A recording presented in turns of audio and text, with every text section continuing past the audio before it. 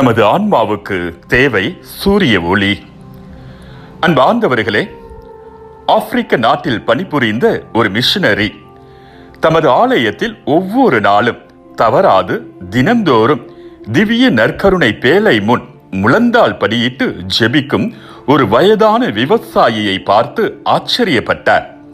படிக்காத அவர் நீண்ட நேரம் ஒவ்வொரு நாளும் ஜெபிப்பதை கண்டு அப்படி என்னத்தான் ஜெபிப்பார் என அறிந்து கொள்ள ஆசைப்பட்டவராக ஒரு நாள் அவரிடத்தில், தினந்தோறும் தவறாது முழந்தாள் படியிட்டு ஜெபிக்கிறீர்களே, அப்படி என்ன ஜெபிக்கிறீர்கள்?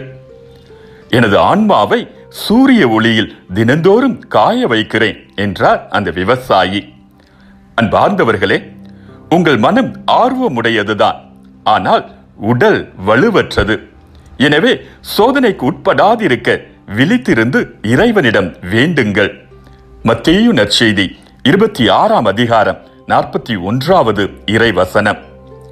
அவர்கள் என் மீது அன்பு கூர்ந்ததால் அவர்களை விடுவிப்பேன். அவர்கள் என் பெயரை அறிந்துள்ளதால் அவர்களை பாதுகாப்பேன். அவர்கள் என்னை நோக்கி மன்றாடும் போது அவர்களுக்கு பதில் அளிப்பேன். அவர்களது துன்பத்தில் அவர்களோடு இருப்பேன். அவர்களை தப்புவித்து அவர்களை பெருமைப்படுத்துவேன். நீடிய ஆயுளால் அவர்களுக்கு நிறைவளிப்பேன். என் மீட்பை அவர்களுக்கு வெளிப்படுத்துவேன். 91வது திருப்பாடல் 14 முதல் 16 வரை உள்ள இறைவசனங்கள். ஜெபம் பிறரை மாற்றுவதற்கு முன்னர் முதலில் நம்மை மாற்றுகிறது. நாம் ஜெபிக்கும் போது நமது கண்களை நமது பிரச்சனைகள் மீது அல்ல, மாறாக கடவுள் மீது வைத்து ஜெபிப்போம்.